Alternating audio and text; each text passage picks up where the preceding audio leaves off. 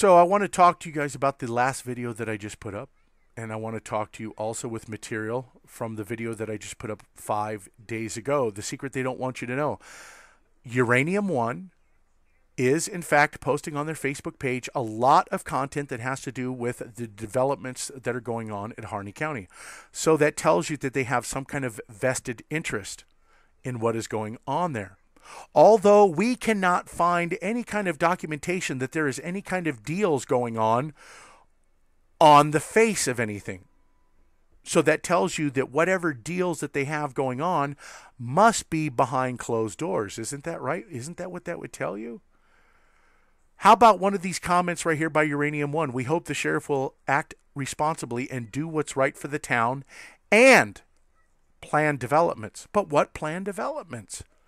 Well, I already showed you in this video right here that there was indeed a Department of Geology Mineral Industries research done on Oregon. And what you will find is that right here in Harney County, here is the Oregon state line. Here is the Hammond Ranch and Pike Creek area right here, right there. And there is uranium all throughout this whole county right here, amongst other minerals. But watch this. If somebody owns the water rights under what they called the prior appropriations doctrine, which we're going to analyze right now, then that means that they own forage rights to lands right there. That's the reason why the BLM finds himself in a position where they have to, come in and tell the ranchers, hey, we own this land. We are going to charge you leases or permits to be able to graze your cattle so that you can be able to get back and forth to the water that you own to utilize your prior appropriation water rights.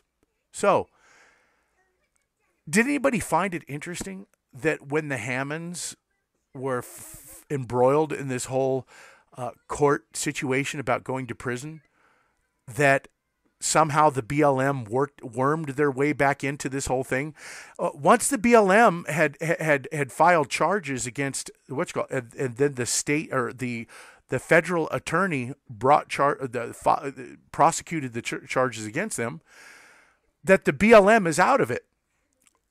So who's the one who fined them $400,000? That should have been the courts, right? So how did the BLM get to worm their way back in there and state that, well, if you can't pay your fine, well, you're going to grant us first rights to your land? But why? Why were they so concerned about obtaining the Hammond property? Doesn't that give you some kind of hint or clue that they are out to get the Hammonds at all costs? It does to me. And when we take a look at what's been going on with other ranchers, and we're going to look at minerals and mineral rights, this is all about the minerals and water. Because why? Because water has become the new mineral. Just like oil. Is oil a mineral? It's not, is it? Well, it's a liquid, isn't it? Isn't oil a liquid? Well, it doesn't fall under the parameters of being a mineral. But oil, gas, gold, pyrite, uranium, these are all minerals. And it is my contention that water has now been redefined as being a mineral that your government wants to dispossess the owners in the West of these water rights. Show you exactly what I mean. To fully understand that, we're going to take a look at this guy right here, but I wanted to show you guys something right here to give you just a little bit more evidence that Mr. Grastly is indeed in on this whole thing. I've already showed you that he works in collusion with the BLM, but is there more? Is there more to that? Steve's brother, Scott Lewis Grastly, died in 2008, and when he died, he left behind a wife, grandchildren, children, and brothers, Craig, Brent, and Steve. So as you can see, Craig, Brent, and Steve. Now we want to take a look at Steve and Brent. Here is Judge Steve Grastly's brother, Brent L. Grastly. He is with the Planning and Environmental Coordinator for Vail, Oregon District Office, Bureau of Land Management, United States Department of the Interior.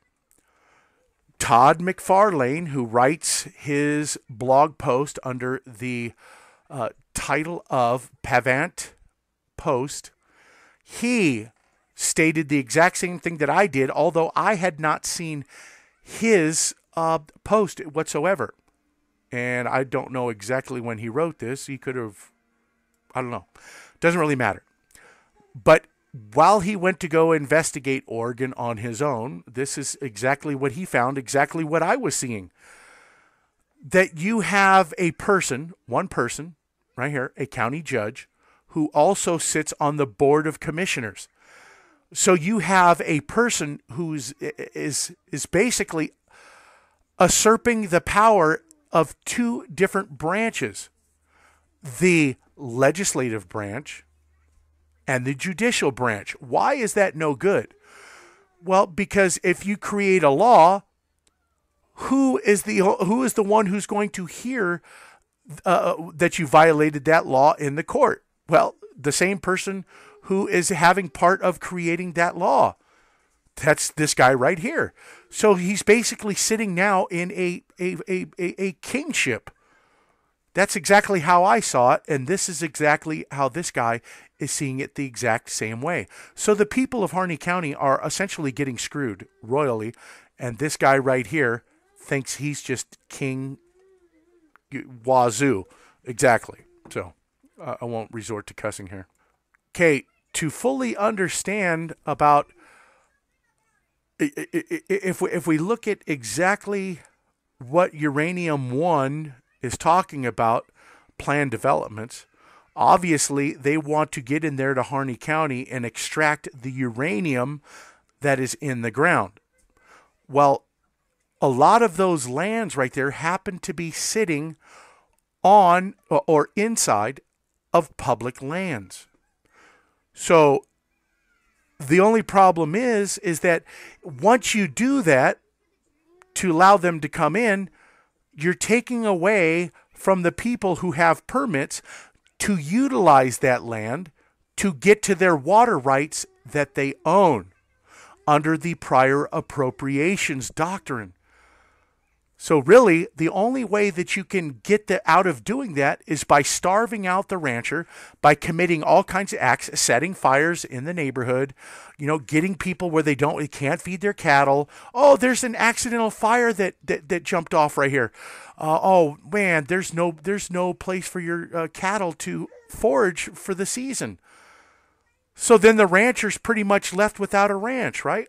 And they can do it another way too, by creating a national monument and starving out the rancher another way. They put a monument over in one section of Harney County that doesn't have uranium. And what it does is it encompasses all of the whole area that they want where the uranium is sitting, because it starves off all of those ranchers. And guess what? Environmental groups working in collusion with the federal government, they get to purchase those ranches that are no longer available to be ranched. They purchase them for pennies on the dollar. Then guess what? They can be sold right there to who? Ah, yes, to people like Uranium One, right? Isn't that what they said? They wanted to appropriate lands and mines. Well, how did you think that they were going to go about doing it? Well, that's one of the ways to do it. Let's listen to Mr. Wayne Hage. He was a rancher who battled, and that's another thing I want to talk about, rule of law. Rule of law is important. All of this talk I've been hearing from people about, you know what, they're not following the rule of law. As far the militants or whoever you guys are talking about. Understand this. When you have two branches of a government, the executive and the the judicial, a lot of these judicial branches, or the people in a judicial position, have been appointed by somebody, by a president, to be in that position. So do you think that you have a fair standing in court to be for proper redress when you have somebody who's going to be on the side of the executive branch? Of course not. That's exactly what this guy here finds himself in right here. Mr. Hage, the rancher who lost his ranch.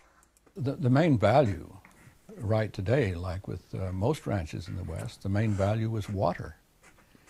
There has been an ongoing effort for years, and it's an international effort to gain control of fresh water supplies. And of course, in the western United States, the ranchers are the ones that own the vast majority of the water out here.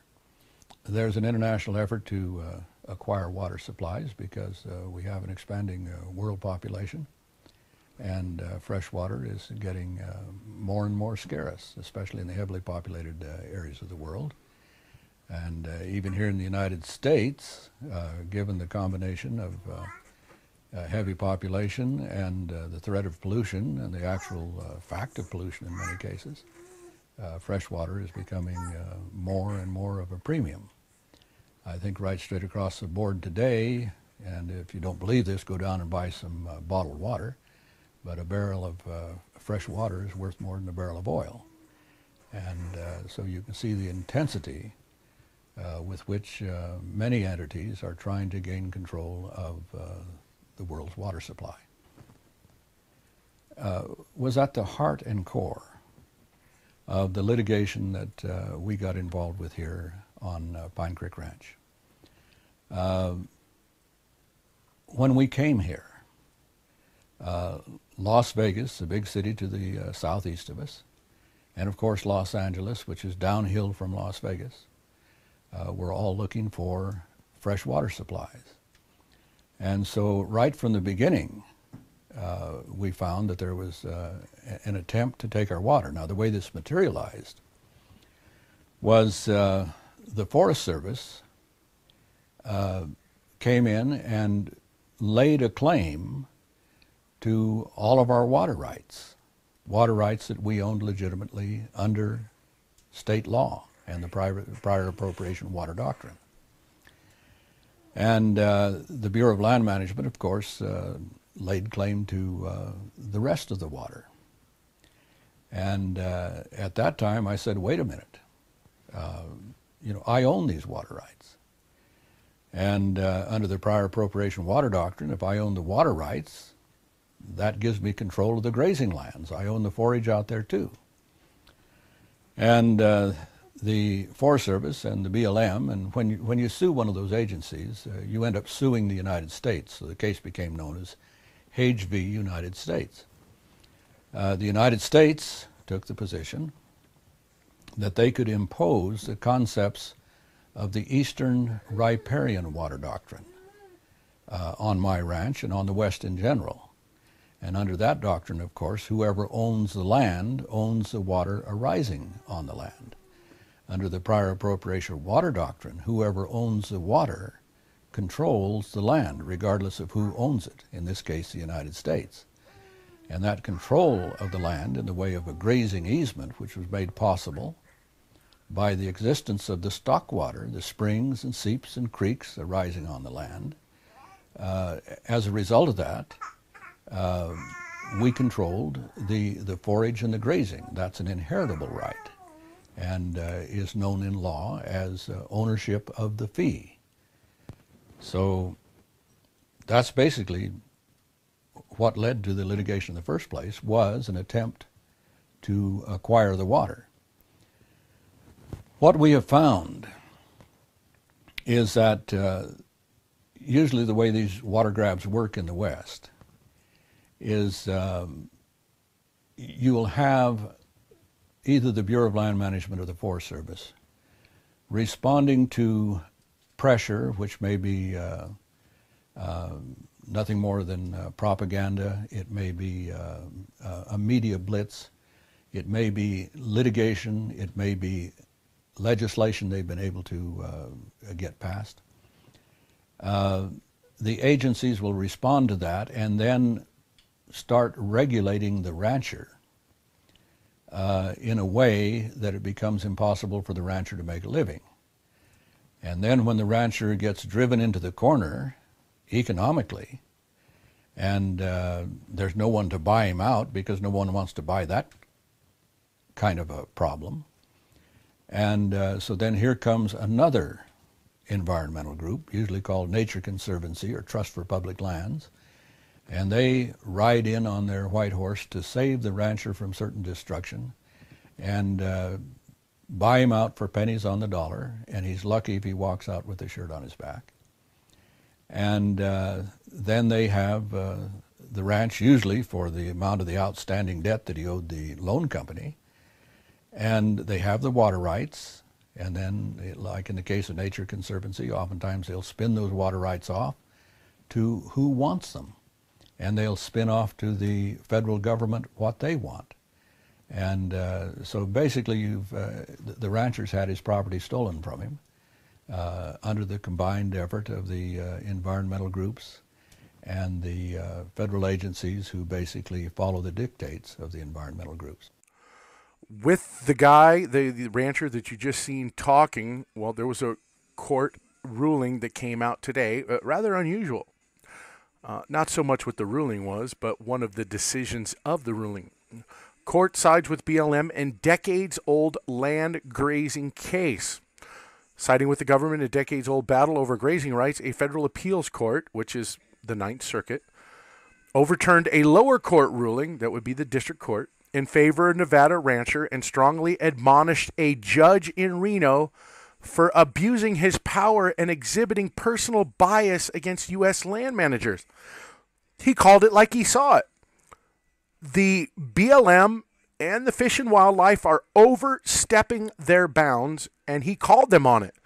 And the Ninth Circuit, of course, they stepped in favor of the federal government and said, you know what, we're going to take this case and send it back to the district court, but we're not going to put it in the hands of the very judge who heard it to begin with. Why? Because he showed bias. No, he's just revealing to everybody what exactly the truth really is.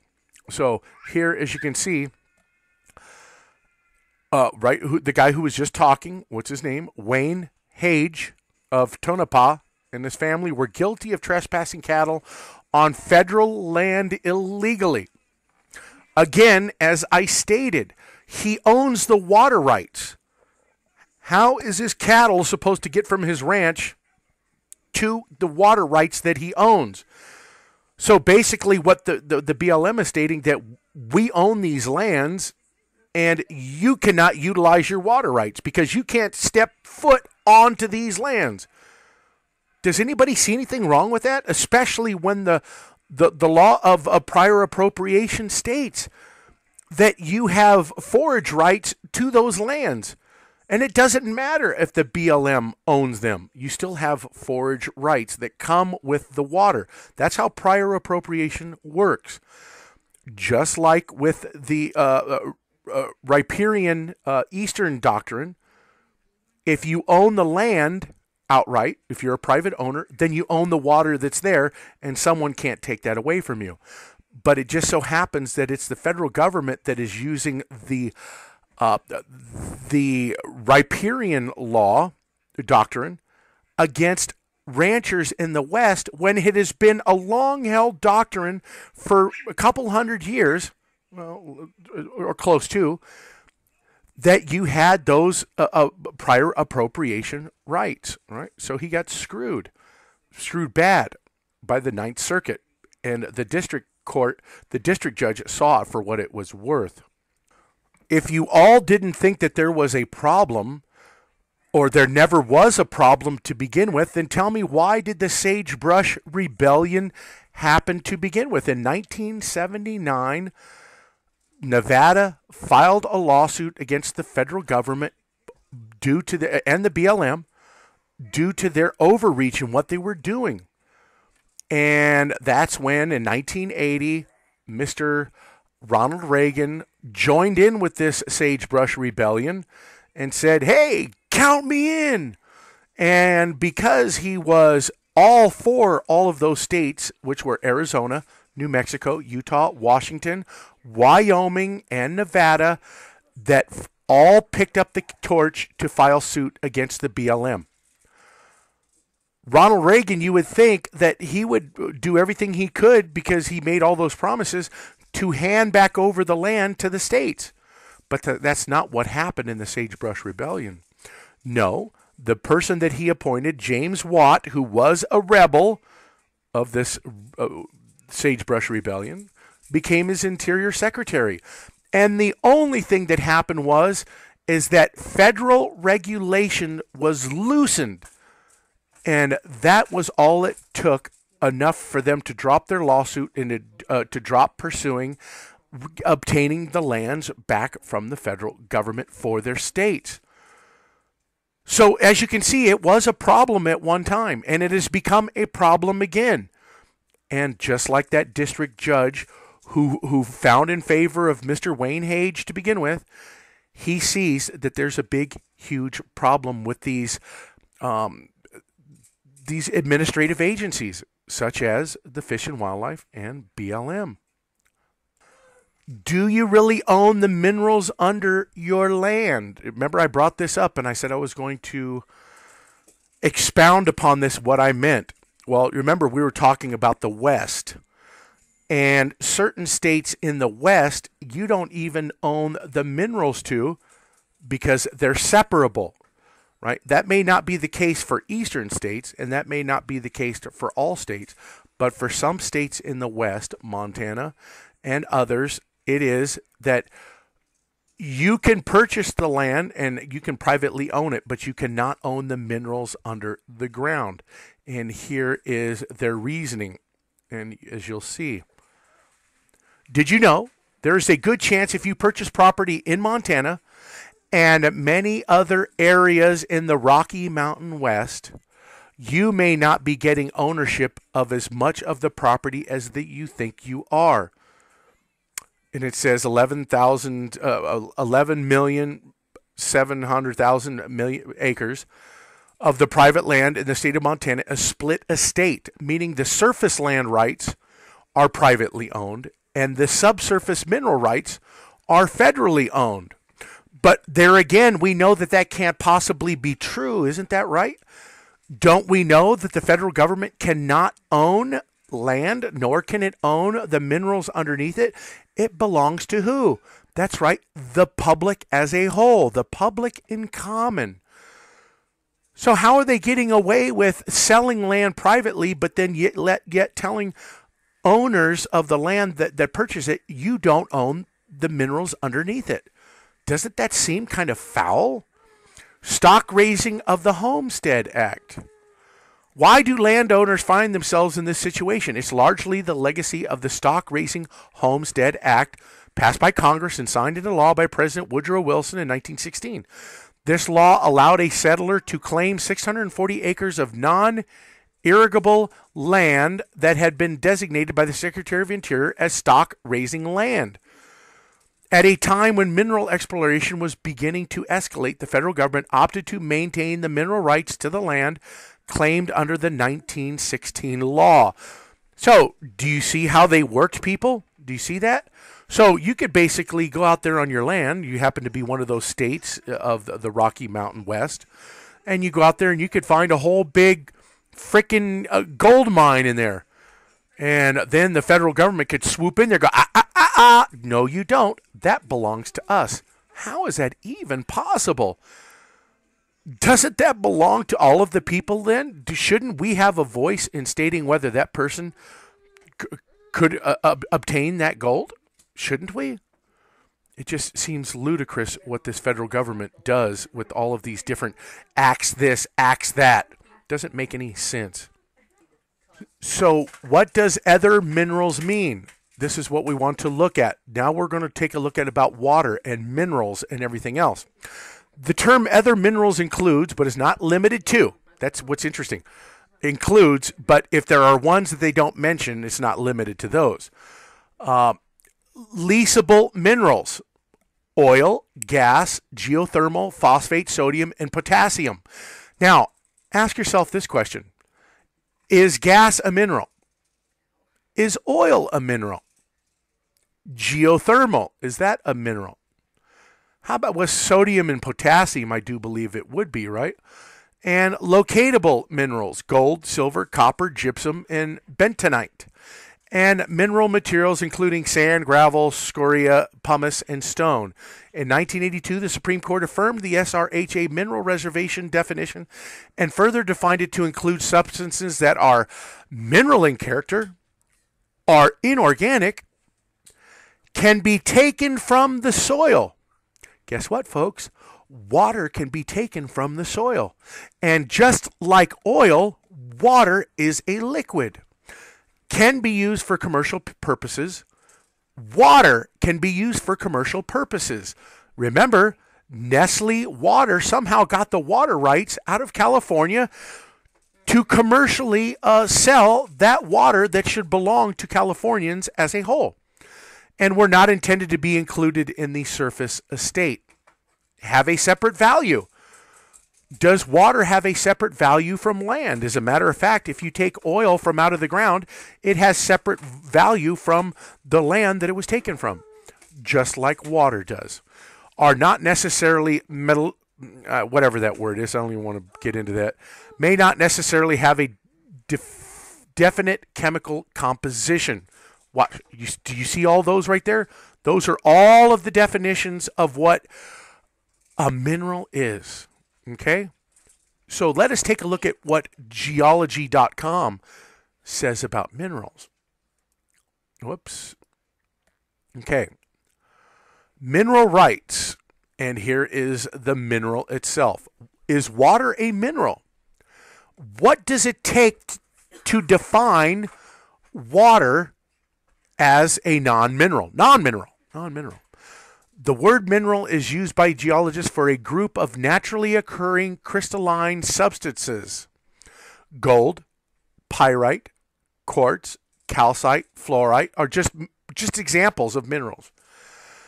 To be a mineral, a substance must, and must means that it is like in shall. It's an absolute. It's not, there's no it may be or nothing like that. It must meet 5 requirements. It must occur naturally, not made by humans. Water's not made by humans. Oil's not made by humans. It must be inorganic. That fits, right? A solid. Oh, wait a minute. Hold on. Uh-oh. Well, that just takes it away from there right there, doesn't it? That's right, because water and oil are not a solid. Yet, they get treated by the BLM as a mineral. You getting it now? A mineral. A limited range of chemical compositions, ordered atomic structure. So as you can see, they mention the exact same things right here. Right here. Inorganic, can be taken from the soil. So water, if you dig a well, right, it's inside the soil. And you're digging in there to remove it out of the soil. So basically what the BLM is telling you now is that we are now declaring the water that you had the water rights to as a mineral. And you, on public lands, do not have right to minerals. You don't have right to any gold or any of those other minerals. But now that we declare that water a mineral, you lose your water rights to it because it can no longer be constituted as just plain water. See, are you getting it now? So basically, and you can see right here, fee simple. Do you remember Mr. Hage was talking about fees and fee simples? In most countries of the world, all mineral resources belong to the government. That's right. This includes all valuable rocks, minerals, oil, or gas found or within the earth. So basically, guess what? On the BLM land, or I should say public lands, right? The federal government claims ownership to those lands. You get to use it when they say that you can. Although that it took Americans to be able to fight the battles for this government to even have this kind of control over these lands, it was our money that it took to be able to purchase the Louisiana Purchase. It took the money of the people to actually purchase Alaska from Russia when Russia was scared that Britain as an empire was going to wage war against them for Alaska. So the whole thing is why doesn't Alaska belong to the people who actually paid for it? The government didn't pay for anything. They haven't paid for jack. And all of these people out here talking about how these people over here need to pay who went over here and stormed that refuge and took it over. When are we going to start holding the government accountable for everything that they've taken? That's all I've been trying to state, is that the government is the one who's been the outlaws in every turn. Every turn. And they tell you that water is a God-given right. Well, that's why the whole appropriation right here. Let me show you. Oh, hold on. Before I get to it, let me see. In the United States and a few other countries, ownership of mineral resources was originally granted to the individuals or organizations that owned the surface. These property owners had both surface rights and mineral rights. This complete private ownership is known as a fee simple estate. Fee simple is the most basic type of ownership.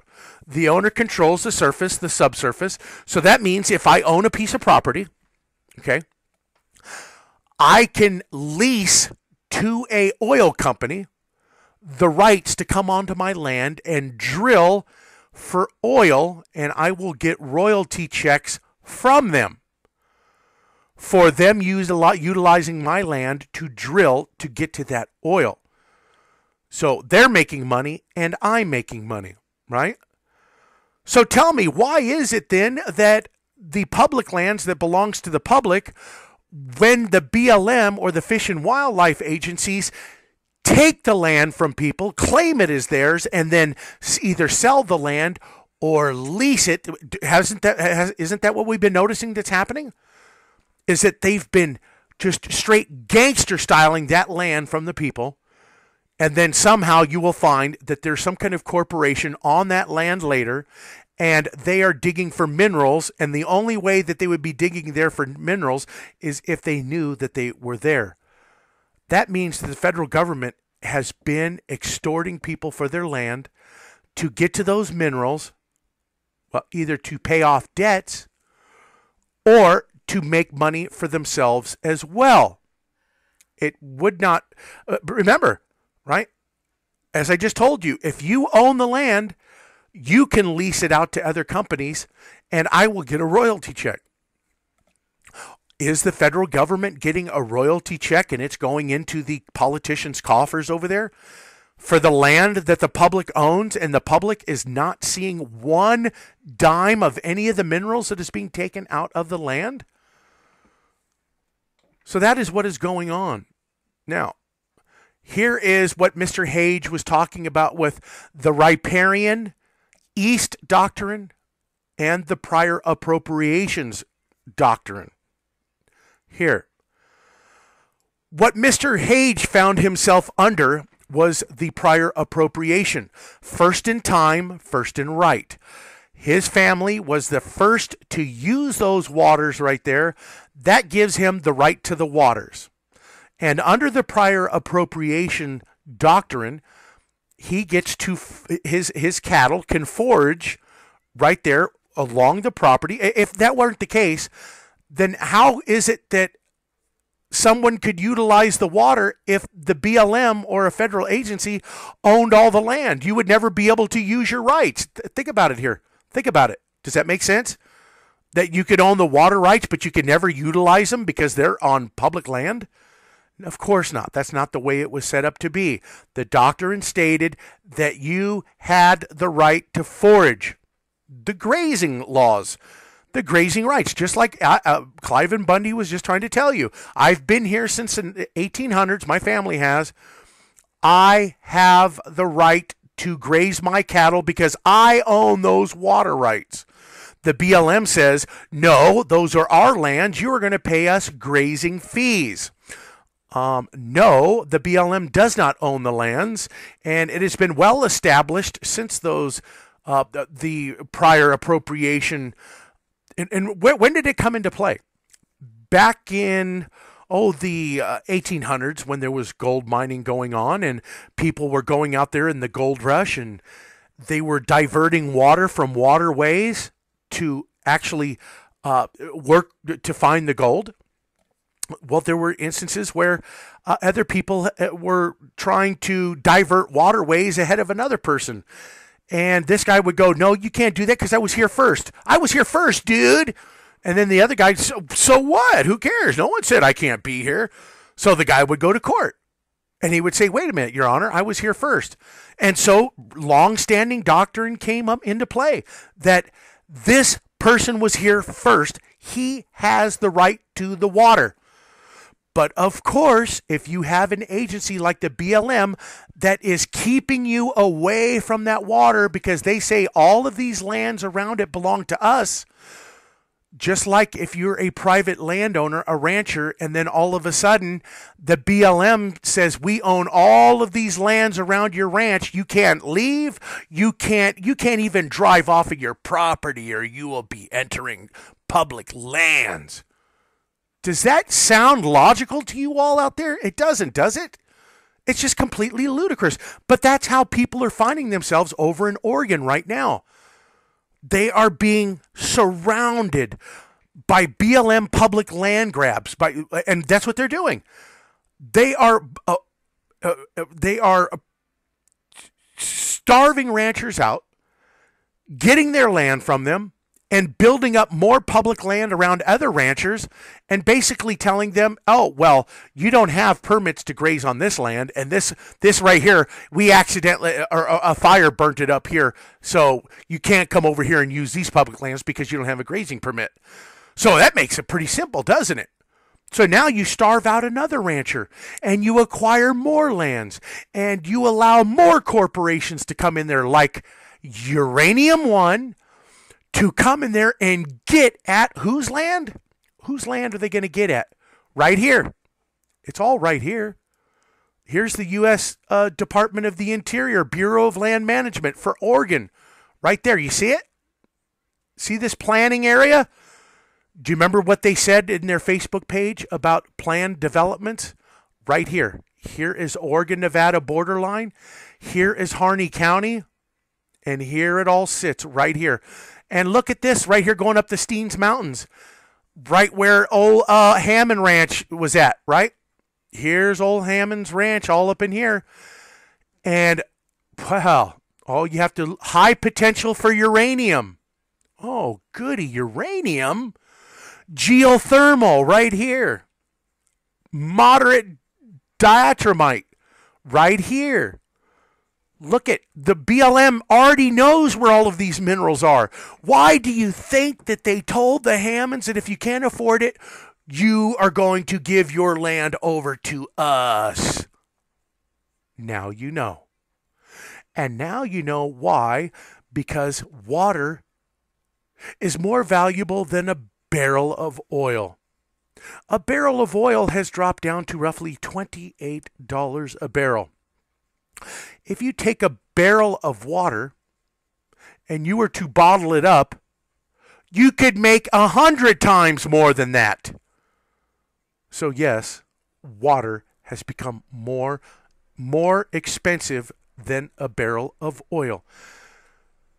All you have to do is see that these federal agencies are now, they have changed the definition over time of oil. Oil is a liquid.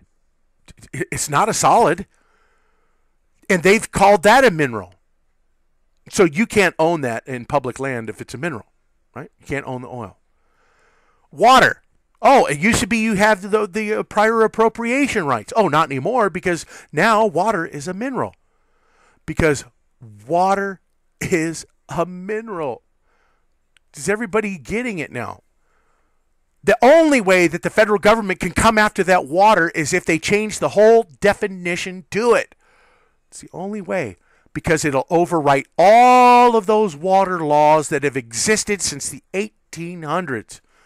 First in time, first of right. And all of these ranchers out there had that right until the government came in there and starved them out. All right? Laying claim to something that would have been once called water, but is now defined as a mineral. And that's how they're getting away with it. Thanks, everybody.